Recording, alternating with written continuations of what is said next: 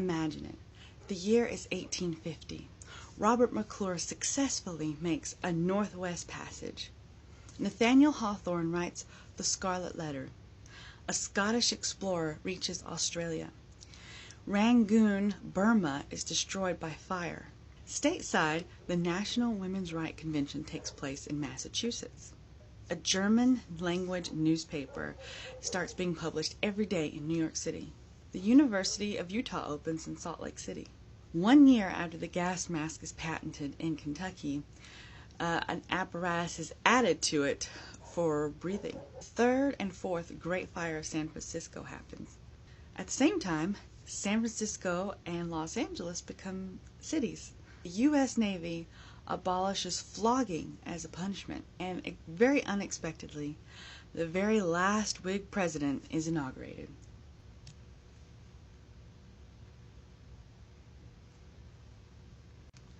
Previously the comptroller of New York, Millard Fillmore, had found himself, when the year 1850 started, as the vice president under Zachary Taylor, and he had been working diligently on Henry Clay, a name we've heard before, his bill, the 1850 Compromise.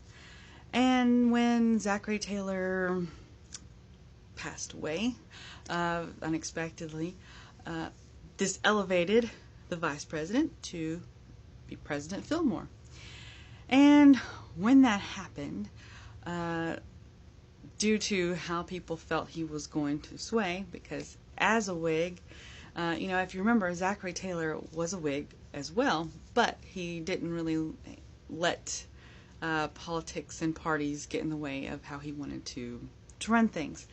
And this guy was a little bit different. So immediately, actually, pretty much, the entire cabinet under Zachary Taylor resigned. That gave him an opening. And where have we heard this before? Oh yes, when Harrison, just a few presidents ago, also passed away in office because he was anti-coat, he ended up having to replace his entire cabinet. Tyler replaced his entire cabinet after Harrison died with conservative Southerners who were dedicated to keeping the institution of slavery alive, and then after they left the presidency, they took those ideas to the Democratic Party. In this situation, we have Fillmore, who has to replace all his cabinet, but funny enough, just in the same case as we had with Tyler, we have Fillmore, who brings in Daniel Webster as Secretary of State. The big problem of the day was California. California was intending on being a free state, and the compromise was, well, compromising the mental health of Henry Clay. So he decided to go home and take a respite. While he was out of town, Fillmore announced that he accepted the compromise. Yes, while Henry Clay was out of office. So the difference here, though, is, I guess, how it was able to be passed or approved of was Fillmore decided to break it up into 5 parts. Number 1, California is to be admitted as a free state. Number 2, Texas is to be compensated for the loss of New Mexico, because Texas had planned to incorporate New Mexico land as their state. And then New Mexico was to be given territory status. Number 4 was to have slave owners have access to federal officers who would track down, arrest, and return fugitive slaves. And number 5 was the abolishment of the slave trade and slave markets in Washington, D.C. Now, if you've seen previous videos, you know that some of these issues have been issues for a while, particularly the last 2. But the compromise was supposed to help put an official stamp on all of these issues. And Fillmore considered this like the most important work of his presidency. In fact, he was quoted as saying something similar to, "I can finally sleep at night." However, as great as it sounds to have had a compromise, there were plenty of Northerners that the Fugitive Slave Bill left a very sour taste in their mouth. So as you would imagine, the compromise that was meant to squash the issues didn't really end up doing that in the long term. In fact, in 1851, Uncle Tom's Cabin was published.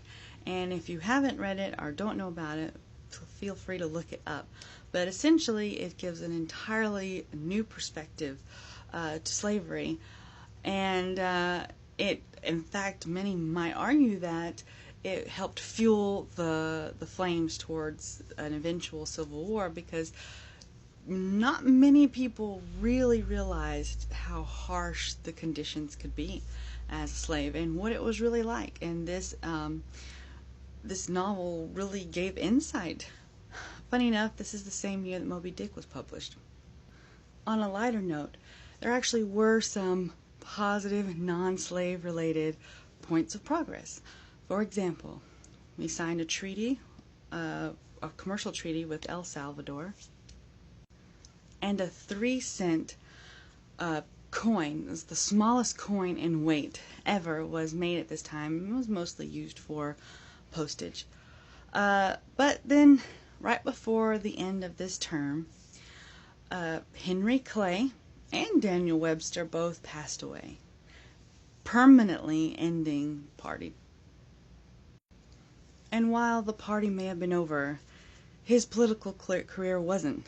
Not exactly, anyway. After he was no longer president, he was later nominated to be the head of the Know Nothing Party, which I think many people would find that amusing for multiple reasons. Anyway, while there was never a Know Nothing president and he never held office again, they did create a lot of traction within the political arena. Join us for the next video with the calm before the storm in the form of President Pierce.